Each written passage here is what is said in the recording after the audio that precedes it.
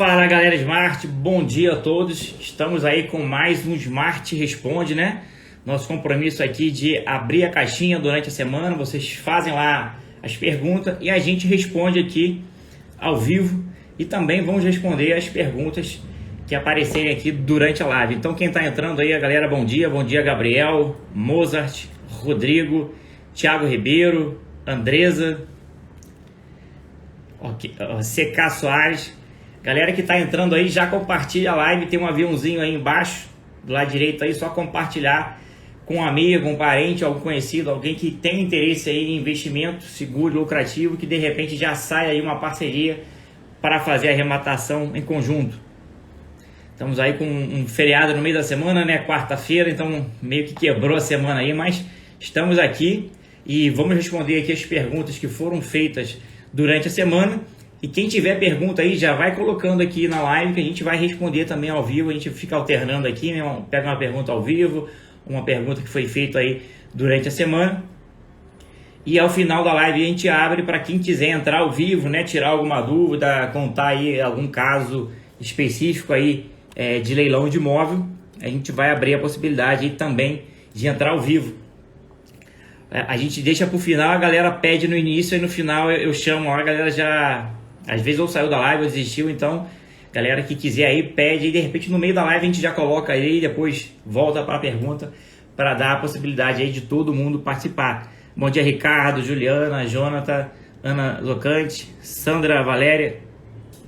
Então galera, vamos começar aqui com nossa primeira pergunta, mas antes falar que ontem, né, a gente fez uma live com a doutora Letícia Maculan, que é tabeliã de notas aqui de Belo Horizonte, né, falando especificamente da carta de sentença feita aí de forma extrajudicial, um tabelionato de notas.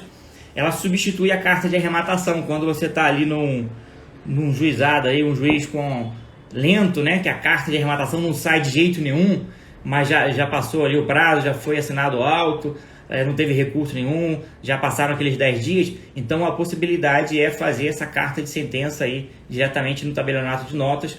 Uma live sensacional, quem quiser depois assiste lá, que ficou gravada. Bom, começar aqui a primeira pergunta, né, do Pedro Guima. O Pedro Guima pergunta onde encontra e como é que funciona a ordem do concurso de credores. Então, galera, o concurso de credores é muito importante, tem que saber, porque ele vai ser o diferencial ali para ver se você vai poder arrematar ou não, se a arrematação vai ser lucrativa ou não, e vai ter que depender da leitura do edital também. A primeira coisa que você vai fazer, no edital você tem que ver várias coisas, mas uma das mais importantes que você tem que verificar é a responsabilidade pela dívida de IPTU e condomínio. Você tem que verificar se você assume, se você não assume nada, ou se você assume o resto, se o produto da arrematação não for suficiente. Então a primeira coisa muito importante é ler o edital com muita calma, verificando a responsabilidade sobre as dívidas de IPTU e de condomínio. Então você vai ler lá e vai ver se o edital falar que o arrematante está totalmente liberado das dívidas de IPTU e condomínio, aí é tranquilo, aí você não precisa nem conhecer o concurso de credores, porque você já está salvaguardado, não tem como sobrar dívida para você. E para isso é importante você fazer uma distinção aí do que é dívida pessoal, que é da pessoa, e dívida do imóvel, que é chamado de dívida de caráter propter rem. Esse nome feio aí mesmo, sempre que eu ouvi falar em propter rem, é uma dívida que acompanha o imóvel. Vamos dizer assim, é a dívida do imóvel, não é a dívida da pessoa. E quais são essas dívidas do imóvel?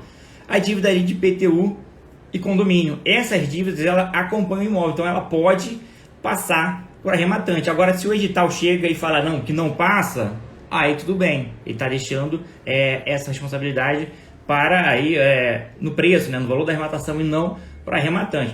Agora, o edital falou lá, ele não tirou a responsabilidade do arrematante. Aí você tem que fazer a gestão aí do concurso de credores. Verificar quais são todos os credores, e você vai verificar isso na matrícula do imóvel. A matrícula, ela vai ter lá a informação das penhoras, dos gravames, e lá o processo, dentro do processo você vai ver ali quais são os credores. Não precisa nem abrir o processo, você já vê ali que, por exemplo, vara trabalhista, você já vê que é um credor trabalhista. É claro que depois você tem que ir lá no processo para dar uma olhada, ver o que está acontecendo.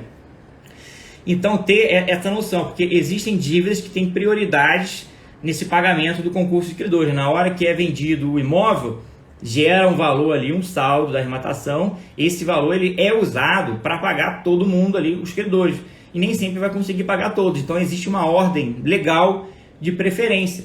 Aí começa ali pela dívida trabalhista, né? A dívida trabalhista ela tem preferência sobre todas as outras. Aí você tem que olhar, existe dívida trabalhista em relação ao imóvel? Tem alguma relação aqui com esse imóvel, essa dívida trabalhista? Ah, tem dívida trabalhista. Então essa dívida trabalhista, primeiro o produto da arrematação vai pagar essa dívida. Se ela for muito alta e consumir todo o produto, aí não vai sobrar nada para pagar IPTU e condomínio. Aí, dependendo do que o edital dispôs, essa dívida de IPTU e condomínio pode passar aí para o arrematante. Então tem que ter cuidado. Agora, não tem dívida trabalhista nenhuma, não tem mais dívida nenhuma, só de IPTU e condomínio, então o produto da arrematação vai lá para pagar IPTU e condomínio. Então tem que ver a ordem, primeiro é a dívida trabalhista, aí depois a dívida tributária, né, IPTU, e depois a dívida de condomínio. Então ficar atento aí, fazer uma leitura do edital para ver se é responsabilidade ou não do arrematante, ficar com a dívida de IPTU e condomínio, e também fazer análise do concurso de credores. Por isso é importante olhar a matrícula, verificar quais são as penhoras, né, indisponibilidade, ônus e gravamos ali sobre o imóvel, verificar quais são esses credores, verificar se ele tem prioridade aí para receber o valor da dívida e ver qual é o valor da dívida atualizado, né, que você olha de repente na matrícula do imóvel lá, tá um valor, mas aquela penhora é de 5 anos atrás, esse valor já foi corrigido, atualizado, então é importante verificar no processo original lá qual o valor atualizado, e também muito importante verificar se todos esses credores, se eles foram devidamente aí, notificados do leilão. Eles têm que ser intimados lá para tomar conhecimento do leilão e se habilitar lá no concurso de credores. Normalmente nesse momento da habilitação eles já informam ali o valor atualizado da dívida. Galera que está entrando aí, bom dia. Tiago, Moura, Marcos Souza. Quem tiver dúvida aí já pode colocar aqui que a gente vai alternando aqui entre dúvida aqui ao vivo e dúvida que foram colocadas aí na caixinha, né, durante a semana. Marcos Souza, tem a pergunta aqui do Marcos Souza. Bom dia, arrematei o imóvel, não tive sucesso em negociação amigável para desocupação. Estou 2 anos já, a justiça esperando a emissão na posse. A dívida de condomínio já está enorme. Bom, se está esperando a emissão na posse aqui, 2 anos já, a justiça, então leilão judicial, não extrajudicial. O extrajudicial lá teria aí liminar, né, 60 dias. Então o normal do leilão judicial é após a arrematação, você ir lá e pedir ali, passado 10 dias, né, que o juiz expeça a carta de arrematação e também o mandado de emissão na posse. Se não teve o mandado de emissão na posse, provavelmente teve um recurso. Se está parado aí, não é possível que está esse tempo todo parado aí, não teve emissão na posse do capricho do juiz. Não, deve ter tido algum recurso e o recurso tem que ter sido tempestivo. Então, acabou a arrematação, teve aquele prazo de 10 dias, o camarada entrou com recurso. Aí cabe ao arrematante fazer uma gestão de risco. O que é uma gestão de risco? Pô, o cara alegou A, B e C. A, B e C tem algum fundamento? É sólido? Ou é aquela alegação do cara que está perdendo o imóvel ali que não tem fundamento nenhum? Aí você verifica, né? Não, tem fundamento, é grave, pode de repente gerar anulação, ou, pô, isso aqui vai dar rolo. Com a experiência aí vocês já vão ver, pô, essa alegação aqui vai demorar. Aí vocês vão ver, mas 2 anos deve ter muito rolo, muito atraso da justiça também, e tem que fazer essa gestão de risco. Então, ficar atento. É uma alegação simples, tranquila, que vai cair rápido? Beleza. É um imóvel altamente lucrativo, que eu posso aguardar aí, de repente, mais de 1 ano? Beleza. Ah, não. É um imóvel que está uma lucratividade ali meia boca, que não é nada demais, e as alegações do camarada lá são fortes, faz sentido. Aí você já vê, pô, isso aqui pode ser que leve mais de 1 ano aí nesse vai e vem aí de recurso. Vale a pena eu prosseguir nisso aqui? Então é gestão de risco também. Então tem que avaliar o que foi alegado, tem uma gestão de... Agora 2 anos é um tempo exagerado, então eu acredito que nesse caso específico teve uma sucessão aí de atrapalhada, da justiça lenta, as alegações de repente do camarada lá, alegações fortes, né? E fica um vai e vem, e de repente só valeria persistir nesse contexto aí se fosse um leilão altamente lucrativo. Então, galera, é gestão de risco, você nunca sabe aí o prazo que vai resolver um recurso. Normalmente, no horizonte máximo de um ano, todas essas questões já foram resolvidas. Estou falando aqui o normal, a regra, né? Pela nossa experiência. Então, a gente trabalha aqui, quando é leilão judicial, com um tempinho, um horizonte muito maior do que o extrajudicial. Então, a gente coloca ali, trabalha com a ideia de 12 meses, até, dependendo do caso, de 12 a 18 meses, que pode ter esses rolos aí judiciais, mas passar disso, 2 anos, é exagerado. Então, se tem que ver o caso concreto, pode ser que é algo que fugiu da curva, mas fazer essa gestão de risco. No momento lá que o camarada entrou com recurso, dentro do prazo, você pode desistir da arrematação ali. Se você falar, pô, essa alegação aqui eu não estava sabendo, é fato novo.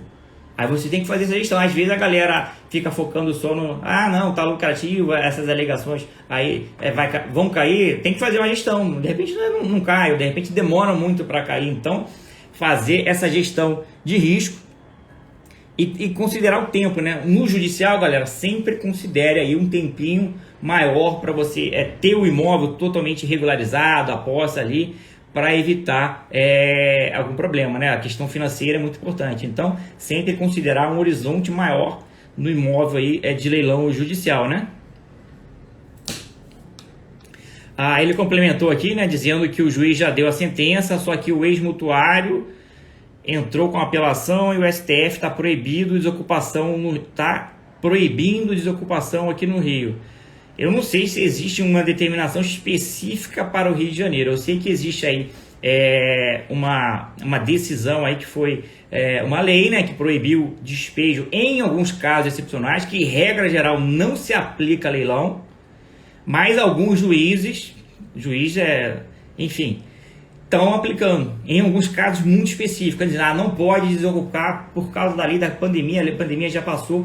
Porém, o ministro do STF prorrogou aí o prazo, acho que até agora, o mês que vem, o final do mês que vem, não lembro aí qual foi o prazo que foi prorrogado, né? Era o último dia do mês. Mas essa lei, ela não se aplica a leilão de imóvel, ela se aplica a imóveis de ocupações coletiva, vulnerabilidade social, baixa renda, não se aplica a leilão de imóvel. Tem juiz aplicando? Tem, sempre teve juiz aplicando lei errada e fazendo entendimento incorreto, de acordo com o previsto. Então, assim, foi uma sucessão de casos e pegou ainda um juiz aí que teve um entendimento errado da legislação. A legislação que está proibida a desocupação não se aplica a leilão de imóvel. Um ou outro juiz aplica? Como todo mundo na vida, pega 100 pessoas ali, um ou outro vai dar uma decisão diferente do que seria o comum, né, o esperado, o normal.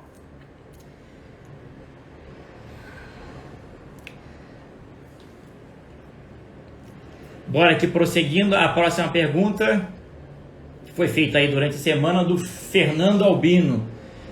Edital em licitação aberta. O que significa, né? Então aqui um leilão da Caixa Econômica Federal que fala licitação aberta. A Caixa Econômica fica aí com vários termos, né? Então tem que conhecer os termos para poder entender ali o que você está participando, né? Então vamos desde o início, né? O imóvel foi retomado pela Caixa Econômica Federal. Aí ela tem que levar aos 2 leilões lá da alienação fiduciária, né? O primeiro leilão da alienação fiduciária, segundo leilão ali da alienação fiduciária. Primeiro leilão vai pelo valor ali previsto no contrato. O contrato lá, quando você faz o financiamento com o banco, ele tem o valor já dizendo ali, se o imóvel for retomado e for levado a leilão, o valor inicial é tanto. Agora, aí o primeiro leilão vai por esse valor ou pelo valor venal do ITBI. Dos 2, o maior. Aí não teve nenhuma arrematação na primeira praça, que é o comum, né? Porque está com valor ali de mercado, então não vale a pena comprar na primeira praça, regra geral, né? A não ser que tenha algum erro aí da avaliação. Aí na segunda praça, ele vai pelo valor da dívida mais os encargos. Aí beleza, aí não teve arrematação também na segunda praça, aí o imóvel é totalmente do banco, integralmente do banco. O banco não é obrigado mais a vender, em leilão nem nada. Ele vende agora do jeito que ele quiser, na modalidade que ele quiser, nas condições que ele quiser. É uma compra e venda normal depois. Não deveria nem ser chamada leilão, né? Porque, na verdade, agora é uma compra e venda normal.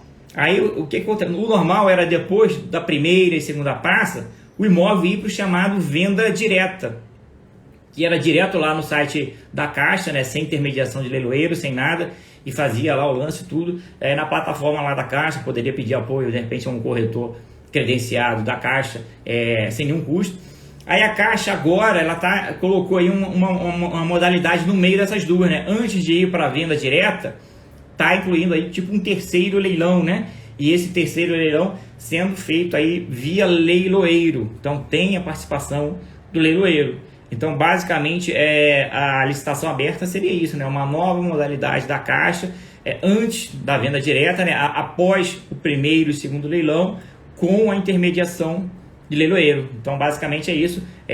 Não era muito utilizado, a Caixa está voltando a utilizar agora, não sei qual é a ideia da Caixa aí, mas basicamente é isso. E quais são os procedimentos? Os procedimentos de segurança de aquisição de imóveis são os mesmos, né? Verificar matrícula, verificar edital, verificar a responsabilidade por dívida de IPTU e condomínio, verificar se tem ação em andamento, né? Então, basicamente isso, né? Os cuidados são os mesmos. Galera que está entrando aí pode colocar as perguntas aqui na caixinha que a gente vai respondendo aqui, né? O Marco Souza, né, que fez a pergunta aí da desocupação, que o juiz aplicou a lei lá de forma indevida, né, no meu entendimento, diz, não se aplica, mas a questão é de mérito, né? E o juiz embarcou nessa dizendo que o processo foi distribuído no período da pandemia. Enfim, são esses rolos judiciais aí de entendimento de juiz, né? O cara é diferenciado, tem um entendimento ali que foge do padrão, né? Infelizmente deu aquele azar da exceção, né? Então por isso que a gente fala, tem que prever o cenário ali, fazer uma previsão, né, do futuro, né? O que pode acontecer com esse imóvel. Se ficar 2 anos parado ainda é lucrativo, por isso é importante previamente você fazer a contabilidade de todos os custos envolvido ali na arrematação, porque se surgir um imprevisto, você ainda fica ali, ou na pior das hipóteses, no 0 a 0. Então tem que considerar isso, tem que considerar de repente um valor para reforma também. Então tu tem que ter sempre uma gordura ali, você não pode comprar um imóvel que você só vai ter lucro se der tudo certo. Aí tu tá no risco, né? Tu tá no limite ali, então tu tem que trabalhar essa gestão de risco de forma que você deixe uma gordura aí, se acontecer alguma coisa, se demorar muito a vender, ou cheguei lá, o imóvel está meio que detonado, vou ter que fazer uma reforma boa, vou ter que gastar mais 15 mil, 20 mil, então você já tem uma gordura para trabalhar. E se no final das contas acontecer um cenário ruim, um cenário aí pessimista, você ainda assim lucra, ou se não lucrar, você fica ali no 0 a 0, não tem prejuízo, né?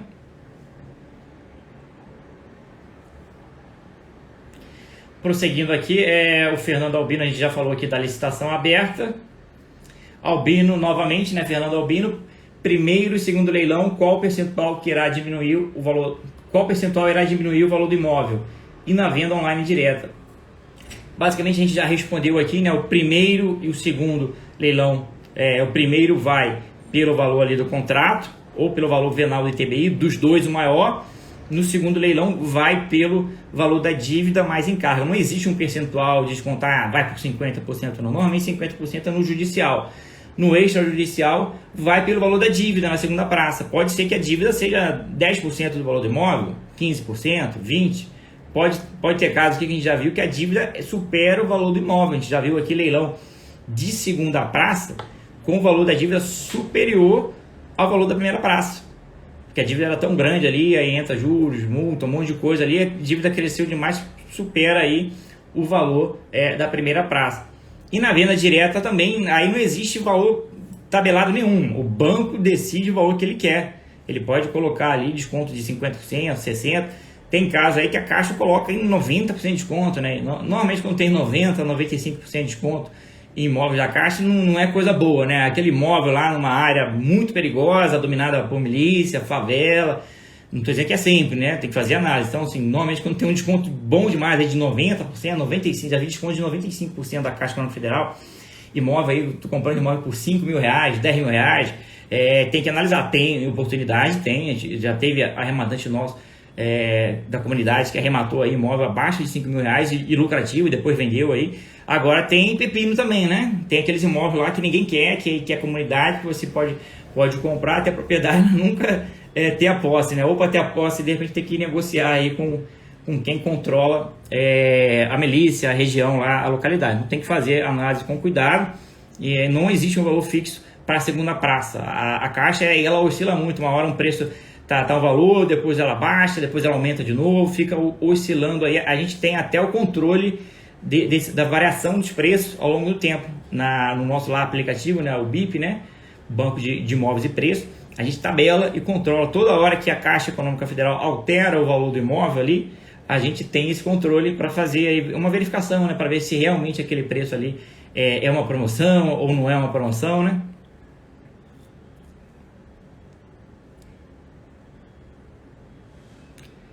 Bom, galera, vamos colocando as perguntas aqui. A gente vai chamar aí para participar ao vivo. Galera que está na live aí, é só compartilhar com os amigos aí, conhecidos. De repente sai uma parceria aí de arrematação.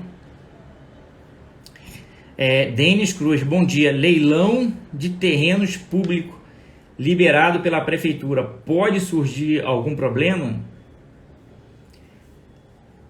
O imóvel público, regra geral, ele não pode ser uso capido, né? E para ele ser alienado, né?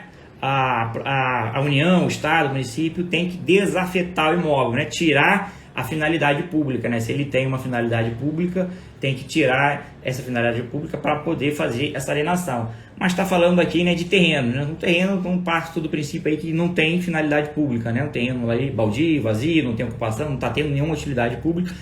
Aí a prefeitura, né, pode vender, pode alienar ali, né? Tem que ter a autorização legislativa para alienar o imóvel público.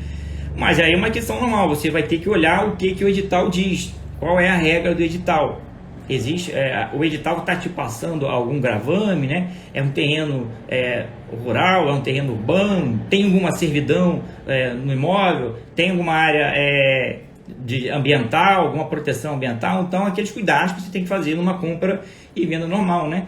Como é um imóvel público aí, né, da prefeitura, assim, não tem o risco de ter dívida de IPTU, né? Porque ela não vai cobrar dela mesmo, né? Tem imunidade. Condomínio, como é imóvel público, não é dentro de um condomínio. Então, assim, teoricamente aí, dívidas de IPTU e condomínio são dívidas que acompanham imóvel, não teria.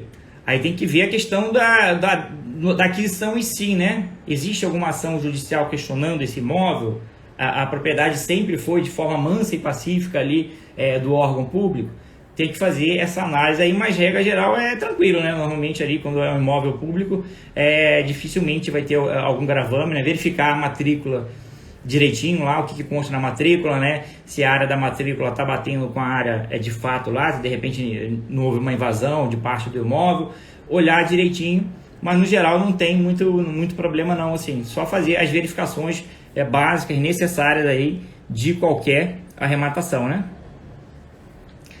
Bebeto Santos, o risco de invasão por milícia é exclusivo no Rio de Janeiro ou você já viu ocorrer em outras cidades do Brasil? Cara, Rio de Janeiro é muito comum, né? Mas assim, eu acho que não é só do Rio de Janeiro, não. Não conheço milícia em outra localidade específica, né? Mas imagino que tenha, né?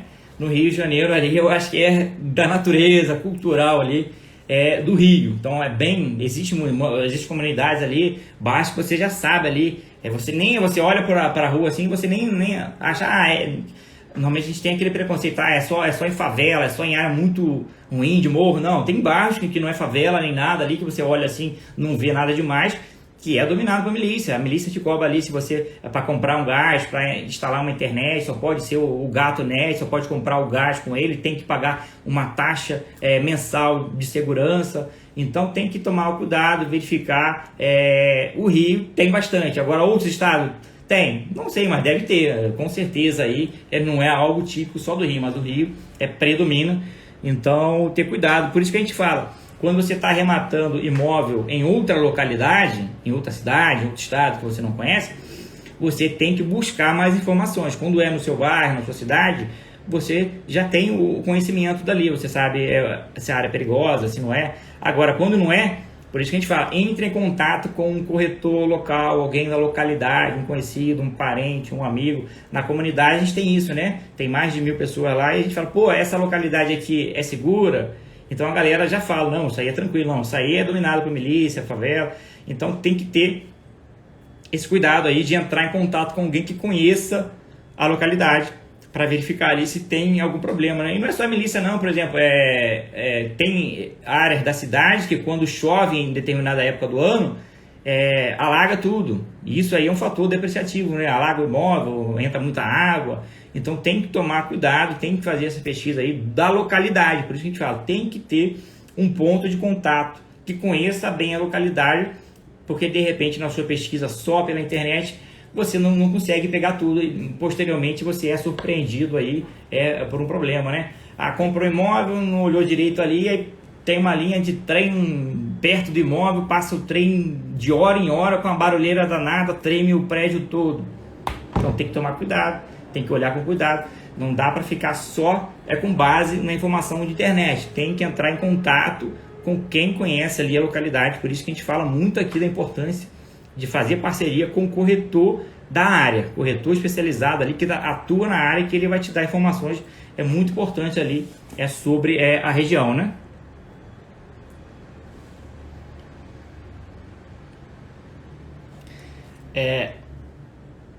Rô Soares, acho que é o Rodrigo Soares, né? Disse aqui, imóvel arrematado. Aparece depois uma mulher dizendo que tinha união estável com ação em curso e que o imóvel é dela também, não tinha nada na matrícula. E agora? Não sei se é judicial ou extrajudicial, né? Vou partir aqui do princípio que seja judicial. Se ela diz que tem uma ação em curso, essa ação, teoricamente, se você fez um trabalho bem feito, você já deveria ter encontrado essa ação na sua pesquisa, né? Pelo CPF ali do proprietário, você acharia essa ação e já veria se faz sentido ou não. Agora, ela entrou com essa ação, com esse pedido aí dentro do prazo, tem que verificar, a arrematação tem um prazo ali, ela entrou dentro do prazo? Se entrou dentro do prazo ali, é um fato novo, você tem conhecimento, você vai avaliar, vai baixar o processo, se existe um processo, que ela falou que tem um processo, baixar o processo, vai ler lá e vai ver se tem fundamento ali, e verificar tudo direitinho. Tendo fundamento, você tem a possibilidade de desistir, você não é obrigado a persistir. Então faz essa análise. Agora, você olhou ali realmente uma situação ali que pode gerar nulidade? Pode gerar nulidade. Aí você decide, não, é algo muito lucrativo, eu quero assumir o risco, eu vou assumir esse risco, que na pior das hipóteses aí, o leilão é anulado e eu tenho um dinheiro de volta. Tudo ok, aí é uma decisão, gestão de risco, galera, é uma decisão sua. Agora, ela entrou com o processo dentro do prazo ali, as alegações dela têm muito fundamento, pode ser que ocorra a nulidade ali, tem tudo para ocorrer a nulidade, ela deveria ter sido citada, participar ali, enfim, não aconteceu. E a lucratividade não é nada demais, e pode ser que isso se arraste aí por um tempo. Vale a pena persistir num negócio desse? Aí é gestão de cada um, não existe certo ou errado, é gestão de risco, é gestão estratégica ali no momento, um fato novo que surgiu, você vai analisar todas as possibilidades e tomar a decisão com base nisso. Pode ser que demore, pode ser que leve um ano para resolver isso, e ao final desse um ano você fique com o imóvel ou não. Então depende muito, tem que analisar o caso concreto, a gente não pode aqui dizer que sim e que não sem analisar o caso concreto, mas não dá também só para se assustar pelo fato que aconteceu, né? Então tomar cuidado, olhar esse processo, baixa o processo, ver lá a fundamentação, ver se ele é tempestivo, se ele não é tempestivo, ver toda a situação, qual é a origem do leilão, né? O dinheiro já foi distribuído, não foi distribuído, já foi emitida a carta, não foi emitida a carta, já teve registro, não teve registro. Então, é uma série de variáveis que devem ser analisadas aí para tomar a melhor decisão. Mas aquele negócio, nem toda alegação ela vai para frente. Pode ser que não vá adiante e pode ser, e se for altamente lucrativo, pode ser que valha a pena você esperar a decisão. Então, analisar. E, de repente, é algo que resolva aí entre eles lá, que não envolva necessariamente a questão da justiça, né? No próprio ali, depois, eu não sei se esse cara vai receber algum valor da arrematação, vai sobrar alguma coisa e esse valor que sobrar pode ser suficiente para pagar a parte dela, se ela tem direito, né? Então, é uma série de variáveis que teria que olhar aí no caso concreto, né? Fátima Bom Tempo, ela quer saber aqui sobre hipoteca, né? Quero saber sobre hipoteca. Já comprei leilão judicial que o juiz não tirou a hipoteca, mesmo intimado. Então vamos lá, a hipoteca, ela não impede a alienação do imóvel. muito menos quando é um leilão judicial, né? Então, tendo leilão judicial, o que tem que acontecer de forma regular? Artigo lá 1501, o credor, 1501 do Código Civil, o credor hipotecário, ele tem que ser intimado. Se não for intimado, aí você não vai conseguir dar a baixa aí desse gravame, porque vai ser tornado um ato ineficaz em relação ao credor. Então, ele tem que ser intimado do leilão. E depois que ele é intimado, a hipoteca cai com arrematação. Artigo 1499 do Código Civil. Mas ela cai automático? Não, não é automático, né? Então, você vai ter que oficiar o juiz que determinou essa penhora. Essa hipoteca, eu não sei se é o do mesmo processo, imagino que não, imagino que seja de um outro processo.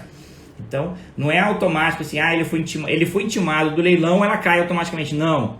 Depois que você arrematou, você tem que fazer uma petição lá, ou no próprio processo, pedindo para o juiz informar para o outro dar a baixa do gravame, ou direto no processo lá que gerou a hipoteca, avisando o juiz, juiz, arrematei esse imóvel aqui. Determina aí a baixa da hipoteca. Aí o juiz vai dar essa ordem para o registro de imóvel fazer a baixa da hipoteca. Então não é algo automático. Ele precisa ser só intimado? Não. Ele é intimado, mas depois que aconteceu a arrematação, cabe ao arrematante correr atrás, postura ativa, não é só ficar lá esperando a baixa da hipoteca, não. Ela não vai cair sozinha, não. Tem que ser feita a petição lá no processo, pedindo ao juiz, para o juiz determinar que o registrador de imóvel, né, na verdade, dê a baixa ali do gravame, né? E sendo que a hipoteca por si só ela não impede o seu registro. Você pode registrar o imóvel normalmente, com a hipoteca na matrícula, a hipoteca não impede, e depois você pode inclusive alienar o imóvel. Só que vai ser difícil você vender o imóvel com gravame ali, com hipoteca.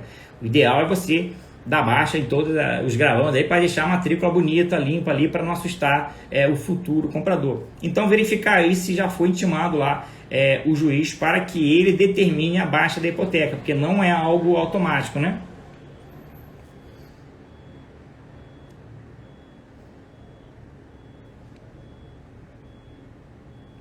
Fábio Silveira, como conseguir na Caixa 5% de entrada? Não consigo na simulação. O que fazer, né?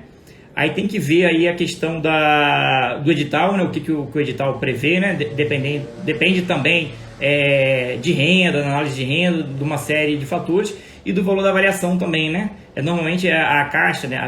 A regra geral aí do banco, né? É financiar 80% do valor do imóvel, mas isso do valor de mercado. Quando é o valor da avaliação é muito abaixo do valor de mercado. Então, essa regra geral que financia 80% vale quando está trabalhando com a avaliação normal. Quando você está trabalhando ali com imóvel abaixo do valor de mercado, o 80% normalmente abrange aí a integralidade do valor do imóvel. Então, se você conseguiria financiar tudo, né? Só que a Caixa, como regra, ela coloca aí um mínimo de 5% de entrada, mas nem todos têm as mesmas condições, né? A Caixa vai fazer aquela análise dela de crédito, de renda, para verificar ali se a renda da pessoa é compatível com as prestações que ela vai se comprometer no futuro, né? Na dúvida, entre em contato aí com um corretor credenciado da Caixa, né? Com um correspondente bancário, para te ajudar e te facilitar aí nessa operação. Bebeto de novo, pode existir a devolução da entrada do arremate caso seja impugnado pelo antigo proprietário no prazo de 10 dias. Tendo a impugnação ali no prazo de 10 dias, sendo um fato novo, né, não revelado anteriormente, estando ali dentro das regras que permitem a desistência do arrematante, aí o arrematante ele recebe sim todos os valores de volta normalmente. Ele não pode perder dinheiro ali pela desistência. Ele não pode desistir sem nenhum motivo e querer o dinheiro de volta. Aí não, mas tendo um motivo ali legal, fundamentado, ele pode sim e com certeza vai ter o valor de volta, né? O Ranilau, né, falando acho que do imóvel, né, de terreno lá que eu falei que tem que tomar cuidado, verificar a questão ambiental, se tem algum gravame ali, algum passivo ambiental. Ele falou que tem um terreno que passa córrego no meio. Pois é, então tem que olhar aí, né? De repente, um terreno, às vezes nem passa o córrego, mas ele é do lado do córrego, tem restrições ambientais para construir. Você não pode construir, de repente, chutar aqui 30 metros da margem do córrego. Ou você até pode construir, mas o solo ali não é legal, não sustenta uma construção de repente maior. Então tem que olhar todos esses casos aí que podem comprometer. Então, comprar terreno, tomar muito cuidado, que tem esses fatores ocultos, né, que a gente nem imagina olhando assim visualmente o terreno, mas pode ter ali alguma pegadinha, né? Então verificar a situação, né? Considerando que passivo ambiental, ele é considerado o próprio terreno, acompanha o imóvel, né? De repente, então verificar existe alguma questão ambiental acompanhando esse imóvel, tem alguma dívida, alguma coisa, que isso pode, em alguns casos, acompanhar o imóvel, né? Bom, galera, prosseguindo aqui com as perguntas que foram feitas durante a semana, Romualdo está perguntando, fale um pouco sobre o arresto na matrícula, né? Onde buscar informações. Arresto não é muito comum de você verificar em matrícula não, mas pode acontecer, né? É uma medida ali cautelar, né? Preventiva, né? No meio de um processo judicial, o juiz, para garantir ali que seja pago ali a dívida, né, no final do processo, ele pode determinar o arresto, né? O arresto fica ali meio que guardado para que não seja vendido. Mas na teoria, né, não impede a venda. É tipo a penhora. A penhora não impede a venda, galera. Se a pessoa teve imóvel penhorado, ela vai lá no cartório de imóvel e vai vender o imóvel, ela vende, ela consegue vender. É claro que quem está comprando provavelmente vai estar infringindo aí uma fraude à execução. Vai estar cometendo uma fraude à execução e essa alienação vai ser tornada ineficaz em relação ao credor. Ela não vai ter efeito em relação ao credor. A mesma coisa com o arresto. O arresto não impede que a pessoa lá venda o imóvel, mas essa venda provavelmente vai ser considerada uma fraude à execução. Ela não vai ter efeito para o credor. Então o leilão vai correr normalmente. O cara que comprou lá, comprou já talvez de má fé, ou de repente não estava de má fé, não sei, mas ele não vai ter a propriedade, porque essa venda vai ser tornada ineficaz em relação ao credor e o leilão corre normalmente. Então, tomar esse cuidado aí, mas os cuidados são os mesmos. Como é que você obtém informação sobre o processo? Na matrícula vai ter informação do arresto e vai ter lá os dados do processo, o número do processo. Aí você baixa o processo, lê o processo e verifica, né? Normalmente o arresto é algo ali meio temporário. O arresto não é para ficar para sempre, não, né? O arresto, na sequência aí, ato contínuo, ele se transforma, o andar natural dele é virar uma penhora depois, mas pode ser que não aconteça. Então olhar lá que de repente o processo já foi arquivado e a ordem de arresto já foi dada, simplesmente não houve a baixa do gravame lá no registro de imóvel. Então olha o processo, verifica a situação do processo, de repente esse arresto aí já evoluiu para uma penhora e a penhora não foi averbada ainda na matrícula. Então tem que baixar o processo. Quem é advogado tem acesso, quem não é advogado tem sites aí na internet que permitem baixar o processo aí de forma integral, inteiro, o processo rápido. É um deles, né, que faz esse trabalho de baixar o processo. Então só tomar os cuidados aí de verificar o andamento do processo. Na maioria das vezes o processo já até foi arquivado aí e simplesmente foi esquecido, né, de dar a baixa no gravame. José Domingos, no caso de imóvel foreiro municipal, como devo fazer para registrar a propriedade? Então, o imóvel foreiro, né, é aquele imóvel lá que tem a divisão ali do domínio útil e domínio direto, né? A propriedade em si é do órgão, né, ou União, ou Estado, ou município. É muito comum da União terrenos de marinha, né, em faixa de marinha ali, né? Então, quem está comprando imóvel fica ali com o domínio útil e o domínio direto, né, fica aí para o órgão que é detentor aí do domínio, né, ou União, ou Estado, ou município. Então, basicamente, na hora de fazer essa transferência, né, o registrador ele vai te pedir ali o comprovante de quitação ali de laudêmio, de foro, para verificar se existe algum débito. O foro é aquela taxa paga anualmente, tipo ali um aluguel, né? Aí depende do valor, né? Tem municípios aí que baixou muito, botou um foro simbólico, R$1, e tem município que é um valor mais elevado, mas normalmente não é nada que comprometa a arrematação, não. E o laudêmio, vamos supor assim, na hora que você vende o imóvel, é como se fosse um ITBI, né? Não é ITBI, galera, estou só fazendo uma simulação aqui. É uma taxa que você paga, que o vendedor paga na hora que está alienando o imóvel. E então vai ter que verificar essa questão. O o registrador vai verificar se todos os laudemes foram pagos, se tem algum laudeme aberto. Você normalmente vai precisar de uma autorização do município para essa venda, né? Normalmente na União chama de CAT, né? Não lembro a sigla aqui, certidão de autorização para transferência, alguma coisa. O município vai ter que emitir um documento autorizando essa transferência. Tem uma burocracia maior, mas nada demais aí não. Só lembrando que na hora de vender o imóvel, você vai ter que pagar o laudêmio. Aí tem que ver a taxa aí que o município cobra de laudêmio. É responsabilidade do vendedor, né?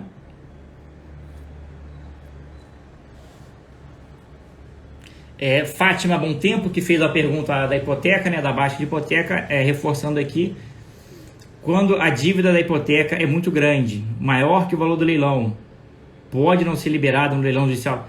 O valor da hipoteca não tem relação nenhuma aí com o leilão. A hipoteca pode ser de R$1 ou de R$1 milhão. O credor hipotecário sendo intimado, vai ocorrer ali a baixa da hipoteca. Previsão aí legal do Código Civil, né? 1499, 1501. Então independe. Só tem que ter o procedimento regular de intimação. Sendo intimado, tranquilo. E depois acabou ali, teve o leilão, teve a carta de arrematação, entra em contato com o juiz que determinou a hipoteca e pede para ele determinar aí a baixa da hipoteca.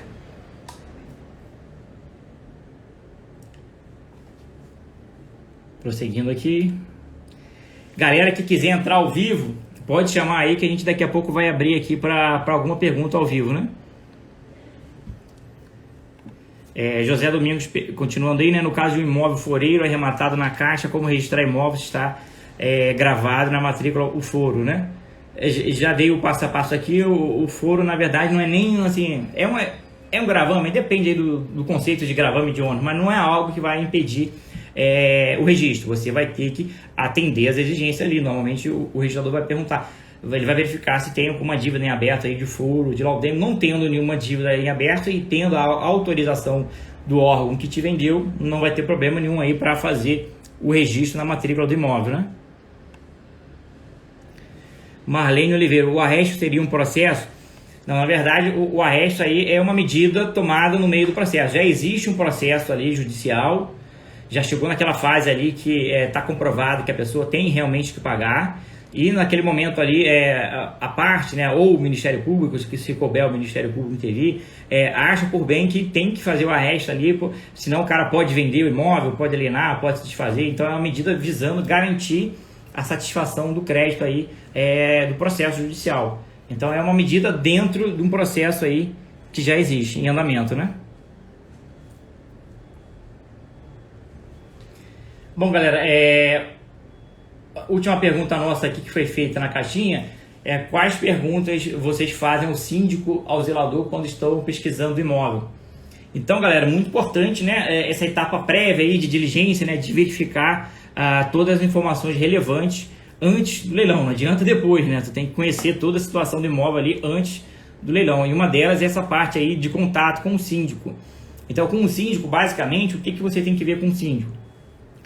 O mais importante ali é a situação da dívida, né? A dívida de condomínio. Verificar o valor atualizado da dívida. Se o síndico não tiver, normalmente ele vai te passar aí o contato da administradora do condomínio para você pegar esse valor atualizado. Mas é só isso? Não. Você já está conversando com o síndico, a pessoa que mora no prédio, a pessoa normalmente que tem maior conhecimento sobre tudo o que acontece no prédio é o síndico. Então você já está conversando com o cara do prédio ali, aproveita essa relação e pega o máximo de informações com ele. Tipo o quê? Tipo o valor de venda do imóvel. Aí pergunta, o senhor sabe aí o valor de venda aí para uma venda rápida do imóvel? Teve algum imóvel vendido recentemente? Esse imóvel ficou à venda há quanto tempo?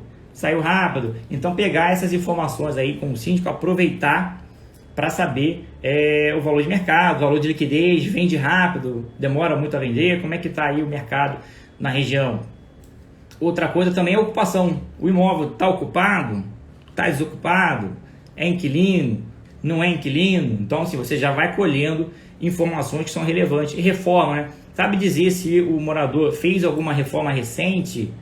Ou se o imóvel precisa de alguma reforma, às vezes na conversa você vê o síndico fala, o prédio vai ter que passar por uma reforma agora que a gente estima gastar R$200 mil.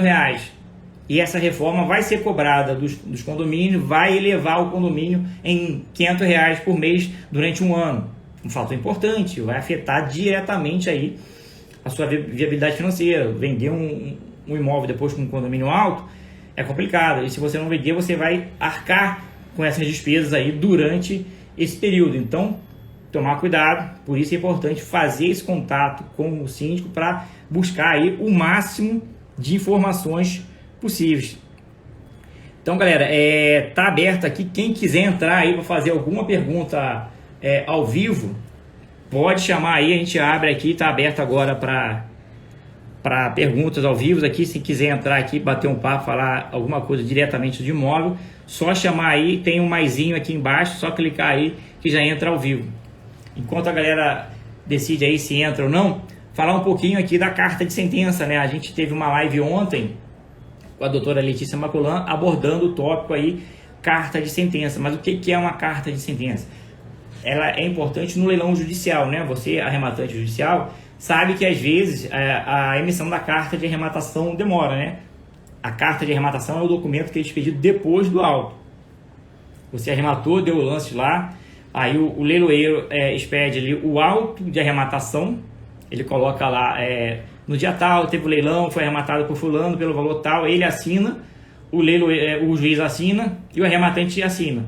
Aí passados aí, o prazo de recurso, é expedida a carta de arrematação. A carta de arrematação é o título hábil para o registro, né? Para você levar lá no cartório de registro de imóvel e registrar o imóvel. Sem ela você não registra, não adianta só o auto. Você não vai chegar lá com um auto de arrematação para o registrador e pedir para registrar, ele vai negar. Então você precisa da carta. A carta é um ato de mero expediente, não há nenhuma decisão pelo juiz. É simplesmente algo procedimental, mas é um procedimento muito importante para o arrematante que praticamente finaliza ali o ato de expropriação, né? Então, às vezes demora. Tem vara aí que demora muito. E às vezes surgem discussões paralelas ali que o juiz deixa de lado a carta, né? O devedor fica questionando alguma coisa ali, entra com recurso, alega um monte de coisa, questão ali de divisão de valor da arrematação, enfim, surge questionamentos diversos ali e a carta de arrematação ali fica esquecida ali de lado, você peticionando ali, cobrando, ligando para a vara e nada. Às vezes isso passa 3, 4, já vi casos aqui passar 5, 6 meses sem a carta ser expedida. E isso atrasa aí a sua venda do imóvel, você não consegue registrar o imóvel, e consequentemente você não consegue vender o imóvel. Então, para acelerar esse procedimento, existe a possibilidade aí de você fazer isso no tabelionato de notas, chama carta de sentença. É feito de forma extrajudicial, porque não envolve a justiça, e tem o mesmo valor da carta de arrematação. Então lá, se a arrematação já está perfeita, acabada, teve ali o auto de arrematação, não tem nenhum recurso questionando nada disso, ela não foi emitida por qualquer outro motivo, você junta toda a documentação do processo lá, o auto de arrematação, a petição inicial, o edital, apresenta um tabelionato de notas, e pede lá a emissão da carta de sentença. E o prazo para emissão é de 5 dias, galera. Muito rápido. Se tiver tudo ok, em 5 dias você já tem a carta de arrematação aí. Então acelera demais para quem está esperando aí a emissão da carta aí, uma vara aí que está lenta, né? Então ajuda demais. A gente fez essa live ontem com a doutora aí Letícia Maculan, tabeliã. Ela fez uma carta de sentença nossa. O valor é muito barato. A carta de sentença é cobrada pelo termo de abertura, pelo termo de encerramento e pelas cópias autenticadas da documentação que compôs esse documento. Então, assim, é muito barato. A gente fez um imóvel aqui que a gente vendeu por 320 mil, a gente pagou na carta de sentença uns 400 e poucos reais. E adiantou, até hoje não saiu a carta de arrematação no processo, já tem lá uns 2, 3 meses. E a gente pediu no processo, pediu várias vezes e não saiu. Então a gente falou, vamos tentar essa carta de sentença para ver se ela realmente funciona. E funciona, galera. A gente fez, pagou aí 400 e poucos reais, em 5 dias já saiu a carta de sentença, a gente levou a registro, não teve uma pendência. Registrado normalmente, sem nenhum problema, ela tem a mesma validade da carta de arrematação, igualzinha. O registrador não pode questionar, falar, não aceito, só aceito carta de arrematação. Não, carta de sentença também vale. Então eu acho muito válido aí, se você tiver com o processo parado, tentar essa alternativa. A nossa live aí ficou gravada, quem quiser assistir. Galera que quiser entrar online aqui, só chamar aqui que a gente abre aqui, coloca à disposição para fazer um bate-papo aqui direto, ao vivo. Júlio Tabosa, né? Bom dia. O inquilino tem que ser intimado do leilão? Não. O inquilino ele não tem que ser intimado do leilão. Não há nenhuma previsão legal para isso. Quem tem que ser intimado do leilão ali é o proprietário e são todas aquelas pessoas, né, que têm algum direito real gravado na matrícula, né, os credores. Todas essas pessoas devem sim ser intimadas, né? Credor hipotecário, né, um credor ali de alienação fiduciária. Todo mundo que tiver algum direito real gravado na matrícula tem que ser intimado. Agora, inquilino não precisa ser intimado e normalmente depois fica até mais tranquilo, né? Você negocia ali com o inquilino a saída, de boa, você não é obrigado a seguir o contrato de locação, a menos que ele esteja registrado na matrícula, né? Se o contrato de locação estiver registrado na matrícula do imóvel, lá tem uma cláusula de vigência, né? Aí você vai ter que seguir esse contrato, você não pode encerrar esse contrato, então tem que olhar a matrícula do imóvel e verificar. Esse contrato ele foi registrado na matrícula, tem uma cláusula de vigência dizendo que esse contrato vale por mais 5 anos. Se tiver, aí você tem que avaliar, porque você vai ter que honrar esse contrato. Esse contrato ele tem validade, ele vai persistir, a arrematação não encerra esse contrato. Existe uma doutrina minoritária aí que diz, né, a arrematação é aquisição originária e encerra até o contrato de locação registrado na matrícula. Não é assim que funciona, galera. Um caso ou outro pode até acontecer, mas na prática, se está registrado na matrícula, o arrematante vai ter que dar sequência nesse contrato. Então, é muito importante checar na matrícula do imóvel se ele está lá registrado ou não. Se tiver registrado aí, o arrematante vai ter que dar continuidade nesse contrato. Gilmar Badanha, no caso de um imóvel de posse em leilão judicial, a carta de sentença também serve? Serve. Agora é o seguinte, se o imóvel é de posse, aí tem que ver, o imóvel tem matrícula ou não tem matrícula? Se ele não tem matrícula, teria que ser feito aí depois do procedimento aí para criar a matrícula, o procedimento aí talvez do uso capião. Agora, ele tem matrícula, mas é posse. O que foi penhorado ali é a posse. A carta de sentença, ela tem a mesma validade da carta de arrematação, igualzinho, não muda nada. A carta de arrematação é o titular para registrar imóvel de posse? Vai depender, porque quem tem a posse não tem a propriedade. Aí o juiz, o registrador, na hora que ele recebeu o título, é obrigado a fazer a qualificação do título. Verificar, esse título atende ao princípio registral da continuidade? O que é isso? Quem está vendendo o imóvel tem que ser o mesmo cara que consta na matrícula. E o possuidor não consta na matrícula. Então, provavelmente, o registrador vai dar pendência dizendo, quem está vendendo não é o titular da matrícula. Isso é uma pendência. Ofende o princípio da continuidade registral. Aí vai depender da decisão do juiz, vai depender do entendimento do Estado. Se for aquisição originária, aí o registrador tem que registrar. Aqui em Minas Gerais é aquisição originária, aí não teria problema. Agora, por exemplo, em São Paulo, se você chega lá com uma carta de arrematação que tem um nome, fulano, e no registro de imóvel está lá Beltrano, o registrador normalmente vai dar pendência. Aí você vai ter um problema para resolver, porque você está arrematando ali direito, né, e não a propriedade. Mas a diferença não muda nada. O problema seria o mesmo com a carta de sentença ou com a carta de arrematação, né? Nas arrematações judiciais deve ser feito algum procedimento na prefeitura também? O procedimento na prefeitura é verificar aí a questão da dívida de IPTU, né? Tem alguma dívida de IPTU? O que o edital diz? Em algumas prefeituras, você pode desvincular a dívida de IPTU do imóvel. Aqui em Belo Horizonte é assim, né? Se eu arrematei o imóvel em leilão judicial, eu abro o procedimento administrativo na prefeitura e falo, eu arrematei esse imóvel aqui, mas essa dívida não é minha não. Essa dívida você cobra aí do dono antigo. Aí a prefeitura desvincula a dívida do imóvel e passa a cobrar exclusivamente do antigo devedor. Mas isso depende de cada prefeitura. Em Belo Horizonte funciona assim. Aí tem que verificar aí na cidade que você se localiza, né? Encerrando aqui, né, uma hora de live. Agradeço a presença aí de todos. Se tiver alguma dúvida que passou aqui, né, foram várias perguntas, eu passei rápido, pode mandar direto lá no nosso direct que a gente vai responder a todos. Então, aí agradeço a presença de todos aí. Tenham um excelente dia.